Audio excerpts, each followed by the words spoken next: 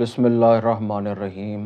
अल्लाहु अकबर कबीरा वल्हम्दुलिल्लाहि कसीरा व सुबहानल्लाहि बुकरतम व असीला। दुरूद शरीफ को पढ़ते हैं और पढ़ने के मुख्तलिफ तरीके हैं। आज मैं आपको अपना एक मुशाहिदा पेश कर रहा हूँ और दुरूद पाक को किस तरीके से पढ़ा जाए, कितनी तादाद में पढ़ा जाए, वो आपके सामने रखूँगा। बहरहाल जहाँ फ़ज़ाइल की बात है तो मैं समझता हूँ कि इसके फ़ज़ाइल जो हैं वो बेशुमार हैं। दुरूद शरीफ की जो बरक़ात हैं वो बेशुमार हैं। फ़र्क सिर्फ़ इतना है कि हमें वो सही तरतीब मालूम होनी चाहिए कि किस तरीके से हमने दुरूद पाक को पढ़ना है, क्या अदब रखना है। जब हम दुरूद पाक पढ़ें तो हमारे कल्ब के अंदर, हमारी सोच के अंदर क्या ख़याल मौजूद होना चाहिए। आज जो दर हकीकत बताना है वो ये बताना है। तो जी, सबसे पहले इस बात का ख्याल रखें कि दुरूद शरीफ को आप बेदहानी में नहीं पढ़ेंगे। कोई सा भी दुरूद हो वो आप पढ़ सकते हैं। जो बाज़ लोग दुरूद इब्राहिमी को पढ़ते हैं, बाज़ लोग दुरूद नारिया भी पढ़ते हैं। ये बड़े बड़े दुरूद हैं। बहुत मुख्तसर दुरूद भी हैं, जैसे दुरूद खिज़री है, उसको भी पढ़ा जाता है। और भी मुख्तलिफ़ किस्म के दुरूद मौजूद हैं जो पढ़े जाते हैं। तो जो सहूलत आपको आसानी से आप पढ़ सकें, आप कर सकें, उस दुरूद पाक को पढ़ना चाहिए। या बिलफ़र्ज़ बाज़ लोग दुरूद शरीफ से मोहब्बत करते हैं कि इसका माने, इसका तर्जुमा इतना प्यारा है, इतना खूबसूरत है कि मेरा दिल चाहता है कि मैं इस दुरूद पाक को ही पढ़ूँ। तो वो भी आपकी मर्ज़ी है, आप उसी दुरूद पाक को ले लें। तो अलगर्ज़ जो भी आप दुरूद पाक पढ़ना चाहते हैं आप उसको पढ़ सकते हैं। जो तरतीब है वो तरतीब बता देता हूँ, आप उसको जो है ना आपने लेके चलना है। इंशाअल्लाह ताला इससे बेहतरी के और आपके पढ़ने के मज़ीद फ़ज़ाइल और ख़ुसूसियात आपको हासिल हो जाएंगी। तो दुरूद पाक में जो सबसे बड़ी, या वज़ाइफ़ में जो हम सबसे बड़ी गलती करते हैं वो हमारी बेदहानी है। हम क्या करते हैं कि हम तादाद को अहमियत देते हैं और तवज्जो को अहमियत नहीं देते हैं। दर हकीकत तवज्जो को अहमियत हासिल है। तादाद आप उतनी मुकर्रर कर लें जितनी रोज़ाना की बुनियाद पर आप पढ़ सकें। मसलन जैसे लोग बिलफ़र्ज़, जैसे मैं एक मिसाल देता हूँ, लोग कसीर तादाद में जो है ना वो दुरूद पाक पढ़ते हैं। जैसे मैंने आज 5000 दफ़ा पढ़ा, 10,000 दफ़ा पढ़ा या 1500 दफ़ा पढ़ा। हम इस तादाद को समझते हैं कि हमने बहुत शायद पढ़ लिया है। और अगर ये पूछा जाए कि आपने इस 1500, 2000 या 5000 के दौरान आपकी तवज्जो कितनी रही, तो आप इसका जवाब आपके पास शायद नहीं होगा। उसकी वजह यह है कि दौरान दुरूद, दौरान वज़ाइफ़, दौरान तस्बीहात आप इर्द गिर्द के ख़यालात में मशगूल रहे, दुनियावी मामलात में मशगूल रहे। बज़ाहिर आप वहाँ बैठकर उस वजीफ़े को पढ़ते तो रहे, लेकिन रूहानी तौर पर, शऊरी और लाशऊरी तौर पर आप वहाँ मौजूद ही नहीं थे, बल्कि आप अपने ख़यालात में गुम थे। अगर इन कैफियत के साथ आप चाहे दुरूद पाक पढ़ रहे हैं, चाहे वज़ाइफ़ पढ़ रहे हैं, तो उससे उसकी तासीर में, उसकी कैफियत में, तमाम चीज़ों में कमी वाक़ हो जाएगी। यहाँ तक कि आपको उस चीज़ को पढ़ने से कोई फ़ायदा हासिल नहीं होगा। तो सबसे पहले उस तादाद को मुकर्रर करें जो रोज़ाना की बुनियाद पर आप आसानी के साथ पढ़ सकें। कल्ब पर, आपके जहन पर, आप पर बोझ ना हो। बोझ से मुराद ये है कि वक्त कम है, काम आपने बहुत बड़ा कर लिया है, बहुत बड़ी तादाद मुकर्रर कर ली है। अब रोज़ाना की वजह से आप थकन का शिकार भी हैं, तो ना पढ़ा जा रहा है, ना आप सही तरीके से कोई काम कर पा रहे हैं। तो अगर इस तरीके की सूरत हाल है, कैफियत है, तो फिर ऐसा पढ़ना मेरे नज़दीक आपके लिए बिल्कुल बेकार होगा। ना आपको उससे फ़ायदा हासिल हुआ, ना सवाब हासिल हुआ, ना कैफियत हासिल हुई। और फिर जहां वज़ाइफ़ की बात है वो एक अलग मामला है, लेकिन जहां बात दुरूद पाक की आ जाती है तो अदब जो है वो सबसे अव्वल चीज़ है। और जो बंदा अदब करता है वो बहुत आगे तक चला जाता है, कामयाबी की मनाजिल जो है वो जल्दी तय कर लेता है। तो अदब जो है वो पहला करीना है मोहब्बत के करीनों में। तो कोशिश ये करनी है कि अदब हो। मसलन मैं दुरूद पाक जो पढ़ता हूँ वो 100 दफ़ा पढ़ता हूँ, लेकिन हाजिर दिमागी के साथ पढ़ता हूँ, कल्ब को रुजू करके पढ़ता हूँ और रोज़ाना की बुनियाद पे पढ़ता हूँ।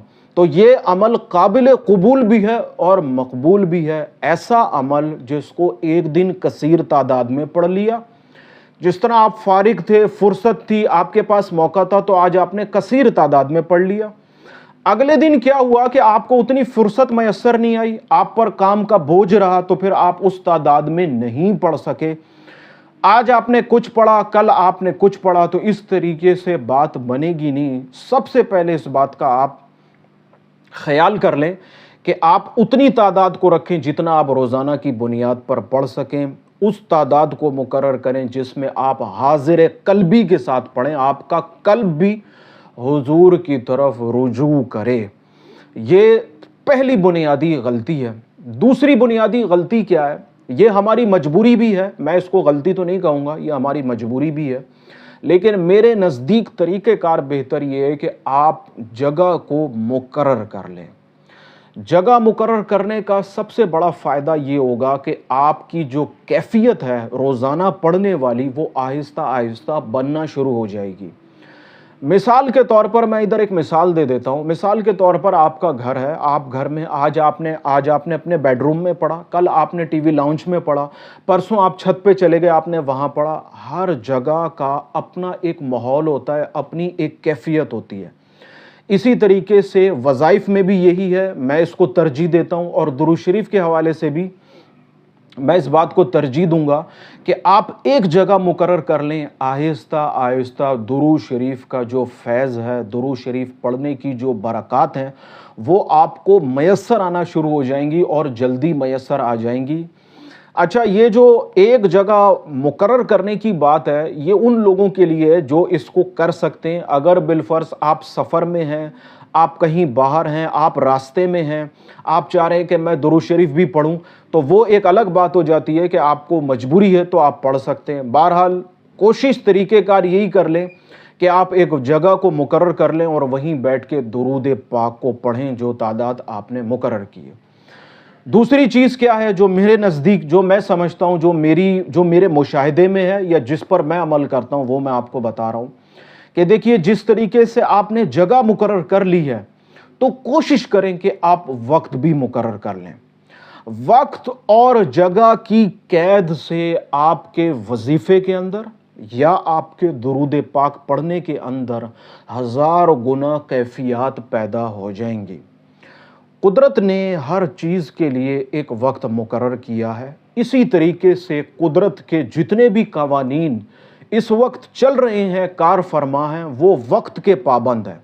सूरज वक्त का पाबंद है, चांद वक्त का पाबंद है, मौतो हयात वक्त की पाबंद है, उरूज व ज़वाल वक्त की पाबंद है। इसी तरीके से अगर आप कोशिश करें कि आप कुदरत के उन उसूलों की पैरवी करें जिस तरीके से कुदरत लेकर चल रही है, तो आपको महसूस होगा कि आप कुदरती तौर पर चीज़ों के अंदर बेहतरी महसूस कर रहे हैं।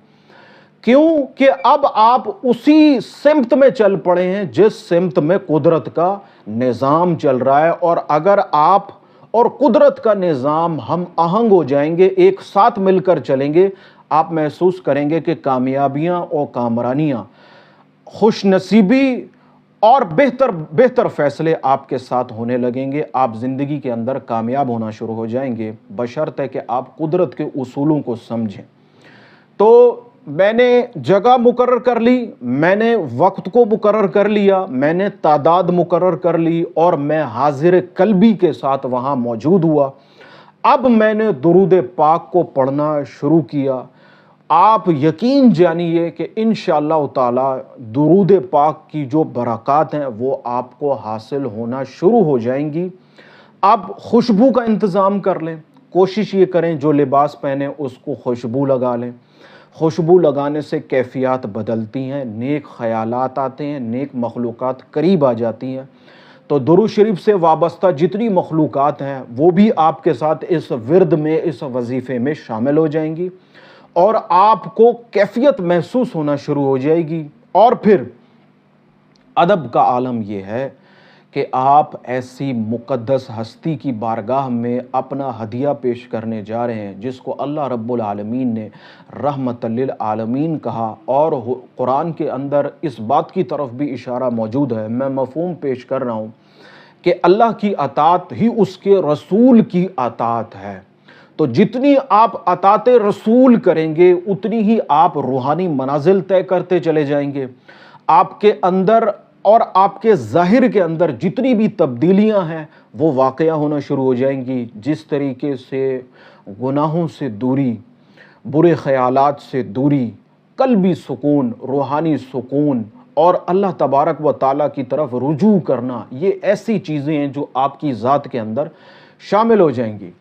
تو میرا مقصد یہ ساری باتیں بتانے کا مقصد یہ ہرگز نہیں ہے کہ آپ جو طریقہ کار کو اختیار کیے ہوئے ہیں وہ چھوڑ دیں، ایسا نہیں ہے.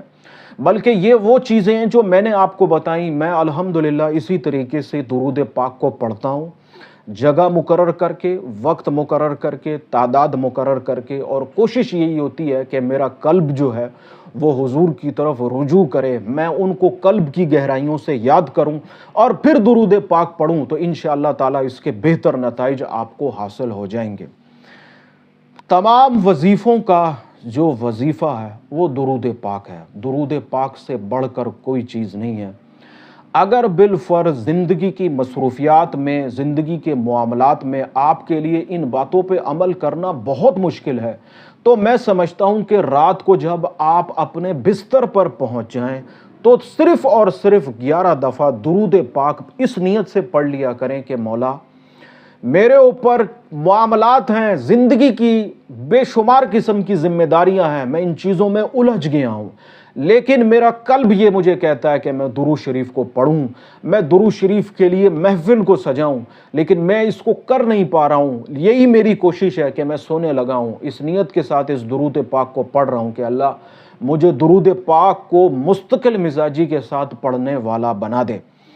تو درود پاک کے جو فضائل ہیں وہ بے شمار ہیں، اور اگر میں اس ویڈیو کے اندر ان فضائل کو بیان کرنا شروع کروں تو میں سمجھتا ہوں کہ میرا کہنا ناکافی ہوگا، آپ کا سننا ناکافی ہوگا. آپ جس گمان کو لے کر چلیں گے رب العالمین آپ کے ساتھ وہی معاملہ فرمائے گا، چاہے وہ نماز ہو، چاہے وہ وظائف ہوں، چاہے وہ چلہ کشی ہو، چاہے یہ درود پاک ہو، چاہے آپ کی کسی انسان کو نصیحت کرنا ہو. آپ کا کام کہنا ہے، اس بندے کا اس بات پر عمل کرنا یا نہ کرنا وہ آپ کے اختیار میں نہیں ہے. تو درود پاک کا معاملہ بھی بالکل اسی طریقے سے ہے. درود پاک لوگ حاجت روائی، مشکل کشائی، بخشش کے لیے پڑھتے ہیں، ایصال ثواب کے لیے پڑھا جاتا ہے، اللہ تبارک و تعالیٰ سے حاجات طلب کی جاتی ہیں، اور بے شمار قسم کے جیسے لوگ گناہوں میں مبتلا ہیں اس کے لیے درود پاک پڑھتے ہیں. ہر قسم کی انسان اپنی نیت رکھتا ہے. ان تمام باتوں کو سامنے رکھتے ہوئے میرا ماننا یہ ہے یا میری نیت یہ ہے کہ درود پاک ضرور پڑھیے، لیکن اس نیت کے ساتھ پڑھیے کہ جس ذات پر یا جس ہستی کے لیے آپ درود پاک پڑھنے جا رہے ہیں رب العالمین نے اسے رحمت للعالمین کہا.